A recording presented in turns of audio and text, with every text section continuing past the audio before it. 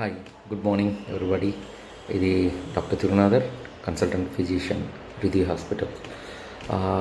ఈరోజు మనం ఒక ముఖ్య విషయం గురించి నేర్చుకుందాం. అది స్టెథోస్కోప్ గురించి. మీరు ఎక్కడ చూసినా కూడా ఏ డాక్టర్ అయినా, మెడికల్ ఫీల్డ్ ఎవరైనా కూడా మెడలో స్టెప్ వేసుకోగానే డాక్టర్ అని గుర్తుపడుతుంది. అంటే ఒక డాక్టర్ అన్నా కానీ, మెడికల్ ప్రొఫెషనల్ ఎవరైనా కూడా మనం గుర్తుపట్టాలంటే ఫస్ట్ గమనించే విషయం ఏంటంటే ఈ స్టెథోస్కోప్, మెడలో వేసుకొని ఉన్న స్టెథోస్కోప్. సో ఇది ఎప్పటి నుంచి డాక్టర్స్కి ఆభరణమైంది, దీని చరిత్ర ఏంటి, ఎప్పుడు, ఎక్కడ, ఎవరు కనిపెట్టారు, ఎలా ప్రారంభమైంది అన్నది మనం ఈరోజు తెలుసుకుందాం. ఈ స్టెథోస్కోప్ అనేది అకౌస్టిక్ డివైస్ అని చెప్తారు. దీంతో మనము ఛాతీలో అంటే ఊపిరితిత్తులకు సంబంధించిన శబ్దాలను వినడానికి, గుండెకు సంబంధించిన శబ్దాలను వినడానికి, కడుపులో ఉన్న పేగులలో ఉన్న కదలికను వినడానికి, బీపీ చూసేటప్పుడు బ్లడ్ వెజల్స్లో టర్బులెంట్ ఫ్లో వస్తుంది. ఆ ఫ్లోని బట్టి మనం బీపీ రికార్డ్ చేసేటప్పుడు ఆ శబ్దాలు వినడానికి కూడా ఈ స్టెథోస్కోప్ని యూజ్ చేస్తారు. అంతేకాకుండా ఎక్కడైనా వెజల్స్లో అంటే ఆర్టరీలు, వీనస్లో ఫ్లో ఎలా ఉంది కనుక్కోవడానికి కూడా ఈ స్టెథోస్కోప్ని యూజ్ చేస్తాం. సో దీంట్లో మనం గమనించినట్లయితే ఒక ట్యూబ్కి కనెక్ట్ చేయబడి ఉంటుంది. ఈ సైడ్ చెస్ట్ పీస్ అని చెప్తారు, దీన్ని డయాఫ్రామ్ అని చెప్తారు. ఇటువైపు ఉన్నదాన్ని బెల్ అని చెప్తారు, బెల్. సో ఇవి రెండు కూడా ఎక్స్ యాక్సిస్ మీద రొటేట్ చేయడానికి వీలుగా ఉంటుంది. సో ఈ డయాఫ్రామ్ అనేది హై పిచ్డ్ సౌండ్స్ వినడానికి యూజ్ అవుతుంది. ఈ బెల్ అనేది లో పిచ్డ్ సౌండ్స్ వినడానికి. ఈ ట్యూబ్ వచ్చేది ఫ్లెక్సిబుల్ ట్యూబ్ కనెక్టింగ్ చేస్తుంది.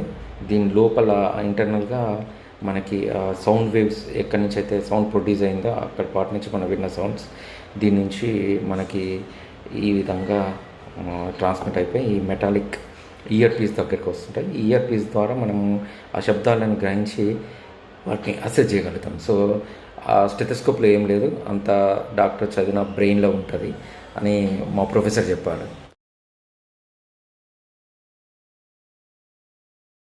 స్టెథోస్కోప్ అనేది గ్రీక్ వర్డ్.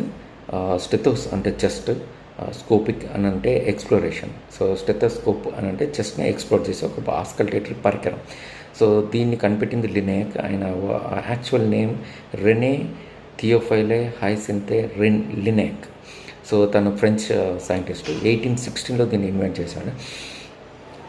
అది ఇన్వెంట్ చేయడానికి మెయిన్ రీజన్ ఏంటంటే ఆ కాలంలో అంతకుముందు ఆస్కల్టేషన్ అంటే ఛాతీలో జరుగుతున్న దాన్ని బట్టి మనము రోగగ్రస్తులైన వ్యక్తి నుంచి ఆస్కల్టేషన్ అంటే ఆ శబ్దాలను వినడం ద్వారా లోపల ఛాతీలో ఏం జరుగుతుంది అనేది కనుక్కోవడానికి యూజ్ చేసేది.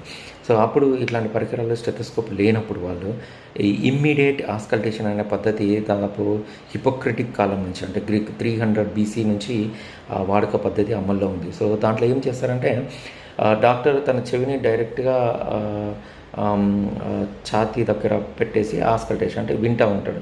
రెండు సైడ్లు, right side, left side, back, పైన, కింద, చెస్ట్ వాల్ మీద పెట్టేసి సౌండ్స్ వినడం జరుగుతుంది. ఆ కాలంలో టీబీ ఎక్కువ ఉండేది కాబట్టి సో ఈ రోగగ్రస్తుడైన రోగిని ఆ విధంగా గమనించి ఏ శబ్దాలు వినబడుతున్నాయో, క్రాకిల్ సౌండ్స్ కానీ, వీజింగ్ కానీ, అట్లా వాటిని సౌండ్స్ క్లాసిఫై చేసుకుంటూ హై పిచ్డ్ సౌండ్సా, లో పిచ్డ్ సౌండ్సా, ఏ పాటలో, చెస్ట్లో ఏ పాటలో వినబడుతున్నాయి అని నోట్ చేసుకుంటూ ఉంటాను. ఒకవేళ పేషెంట్ డెత్ అయితే ఆ పేషెంట్ అటాప్సీ చేసేసి ఈ ఫైండింగ్స్ తోటి కోరిలేట్ చేసుకొని మనకి ఈ శబ్దాలు ఉండడం వల్ల ఈ పేషెంట్కి ఈ ఛాతీలో ఈ విధమైన పెథలాజికల్ జరిగింది అని చెప్పి రెండింటిని కోరిలేట్ చేసుకోవడానికి ఈ ఆస్కల్టేషన్ అనే పద్ధతిని మొదటగా కనిపెట్టారు. సో ఫస్ట్లో ఉన్నదాన్ని ఇమ్మీడియట్ ఆస్కల్టేషన్ అని అంటారు. ఈ స్టెథోస్కోప్ చేసేదాన్ని మీడియేట్ ఆస్కల్టేషన్ అని చెప్తారు. ఈ మీడియేట్ ఆస్కల్టేషన్కి ఆద్యుడు, ఆస్కల్టేషన్ పితామహ అని అంటే లినేక్ గారే. సో లినేక్ ఇది స్టెథోస్కోప్ కనిపెట్టడానికి ఒక కథ ప్రాచుర్యంలో ఉంది. ఒకసారి లినేక్ పార్క్లో తిరుగుతుంటే ఆ పార్క్ లేక్ ఓవర్ అనే ఒక ప్యాలెస్లో ఉన్నప్పుడు తను అటు పేషెంట్ని చూసేసి బయట వరండాలో రౌండ్స్ వేసేటప్పుడు ఇద్దరు పిల్లలు ఒక సాలిడ్ కర్రని ఒక పిల్లవాడు ఒక చివరని చెవిలో పెట్టుకుంటే ఇంకో చివరన చిన్న పిన్తో స్క్రాచ్ చేస్తున్నాడు. అది అట్లా ఆటలు ఆడుకుంటున్నారు. అది చూసి ఇన్స్పైర్ అయ్యాడు. అంటే ఒక వైపు నుంచి పిన్ తోటి స్క్రాచ్ చేసినప్పుడు ఆ సాలిడ్ కర్ర ద్వారా ఈ చెవిలోకి ఎక్కువ సౌండ్ వినవడం జరిగింది. సో దాన్ని గమనించిన లినేక్ ఇమ్మీడియట్‌గా ఆ లోపల పేషెంట్‌ని చూస్తున్న దగ్గరికి వెళ్ళేసి తను ఏం చేశాడంటే ఆయన రాసిన జర్నల్‌ని ఆ జర్నల్‌ని ఇట్లా రోల్ చేసేసి ఒక ట్యూబ్ లాగా చేసి చెస్ట్ మీద పెట్టేసి సౌండ్ వినడం జరిగింది. అప్పుడు ఆయన అద్భుతంగా గమనించిన విషయం ఏంటంటే అట్లా మీడియేట్ చేసిన ట్యూబ్ ద్వారా ఈయన సౌండ్స్ నార్మల్గా ఇమ్మీడియట్ ఆస్కల్టేషన్ చెవు పెట్టి విన్నదానికన్నా ఎక్కువగా వినపడం జరిగింది. దాన్ని ఆయన ఇమ్మీడియట్గా పేపర్లో పబ్లిష్ చేయడం కూడా జరిగింది. సో దాంతో ఫస్ట్ మోడల్ వుడెన్ తోటి ఒక స్టెథోస్కోప్ తయారు చేశారు. మోనో ఆరల్ అని చెప్తారు.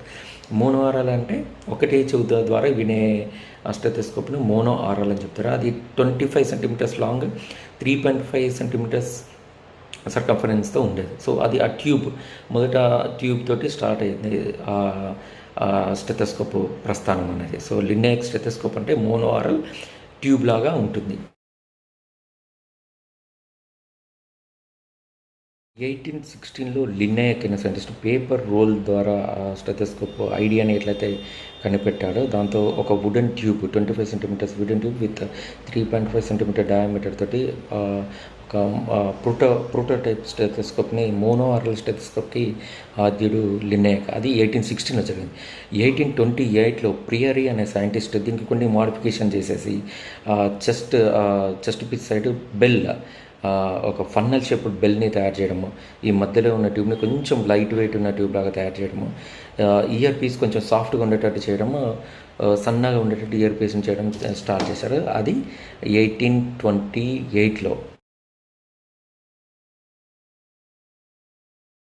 1843లో విలియమ్స్ అనే సైంటిస్ట్ మోనోఆరల్ స్టెథోస్కోప్కి 2 లెడ్ పైప్లు యాడ్ చేయడం ద్వారా దాన్ని బైనారల్ స్టెథోస్కోప్గా డిజైన్ చేశారు. అంటే 2 చెవులలో పెట్టుకోవడానికి వీలుగా ఉండేటట్టు డిజైన్ చేశారు. అది 1843లో.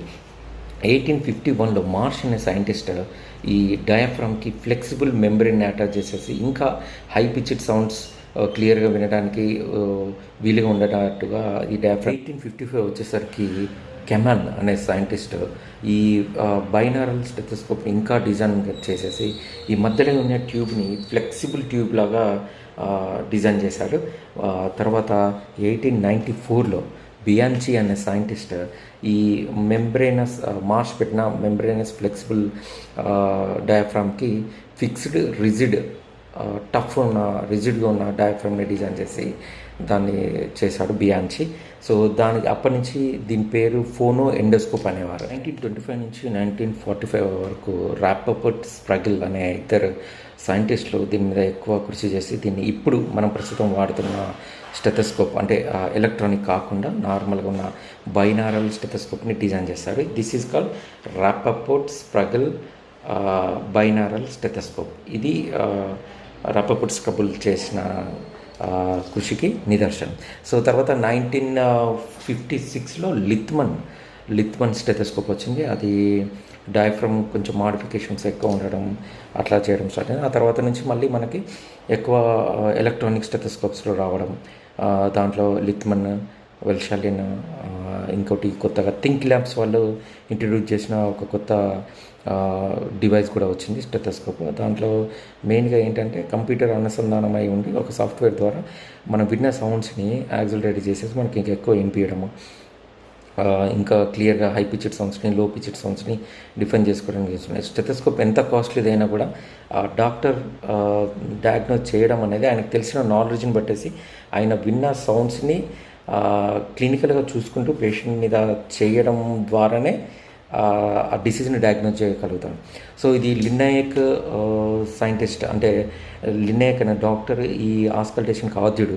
సో ఆ కాలంలో చెస్ట్ని ఆస్కల్టేషన్ చేయడానికి స్టెథోస్కోప్ కనిపెట్టినప్పుడు అప్పటి కాలానికి మోనోఆరల్ స్టెథోస్కోప్కి ఆయన న్యూమోనియా, కన్సల్టేషన్ ఎలాంటి సౌండ్స్ ఉంటాయి, ప్లూరసీలో ఎలాంటి సౌండ్స్ ఉంటాయి, న్యూమోథెరాక్స్లో ఎలాంటి సౌండ్స్ వస్తాయి, థైసిస్లో ఎలాంటి సౌండ్స్ ఉంటాయి, అన్నిటినీ బ్రాంకెక్టాసిస్ మెయిన్గా ఈ బ్రాంకెక్టాసిస్లో కూడా ఎలాంటి సౌండ్స్ ఉంటాయి అనేది ఆయన అప్పుడే నోటిఫై చేశారు. అప్పటి నుంచి ఇప్పటి వరకు కూడా సేమ్ వాటినే మనం ఇప్పుడు వాడుక భాషలో మెడికల్ లాంగ్వేజెస్లో వాటినే యూజ్ చేస్తున్నాం. సో అంత గొప్ప ప్రాముఖ్యత ఉంది ఆస్కల్టేషన్కి. సో ఆస్కల్టేషన్ లేకముందు ఏ విధంగా చేసేవాళ్ళంటే ఇప్పుడు మనకి ఏ పేషెంట్ అయినా కానీ మనం ఎగ్జామిన్ చేసేటప్పుడు మనకు కొన్ని క్లియర్గా అని చెప్పే మాటలతోటి సిమ్టమ్స్, మనం చేసే వాటితోటి సైన్స్ కాకుండా ఎగ్జామినేషన్ పాటుకు వచ్చినప్పుడు డాక్టర్, ఫిజిషియన్ అతను చేసేది inspection, palpation, percussion, auscultation. Auscultation అనేది ఇప్పుడు ఒక రివల్యూషనైజ్ మెకానిజం. ఇది కూడా 18th సెంచరీ నుంచే స్టార్ట్ అయింది. సో ఆస్కల్టేషన్ అనేది రాకముందు ప్రీ లినేక్ ముందు ఎట్లా డయాగ్నోస్ చేసేదంటే పెర్కషన్. సో ఈ పెర్కషన్ అంటే పెర్కషన్ ఇన్స్ట్రుమెంట్స్ ఆ చెస్ట్ వాళ్ళని ఫింగర్ తోటి పెట్టి దీనిపైన ఇట్లా నాక్ చేసి వచ్చిన సౌండ్స్ని, ఇలాంటి సౌండ్స్ తోటి ఈ చెస్ట్లో ఫ్లూయిడ్ ఉందా లేకపోతే గట్టిపడ్డదా దాన్ని బట్టి అంటే వచ్చే పర్కషన్ నోట్స్ మొత్తం టింఫానిక్ నోట్ అని, డల్ నోట్ అని, రెజోనెంట్ నోట్ అని ఇట్లా నోట్లు పెట్టుకొని దాని ద్వారా లోపల లంగ్ గట్టిపడ్డదా లేదా బోలుగా ఉందా, రంధ్రాలు పడ్డాయా అనేది ఆ రకంగా కనిపెట్టేవాళ్ళు. ఈరోజు మనం స్టెథోస్కోప్ గురించి నేర్చుకున్నాం.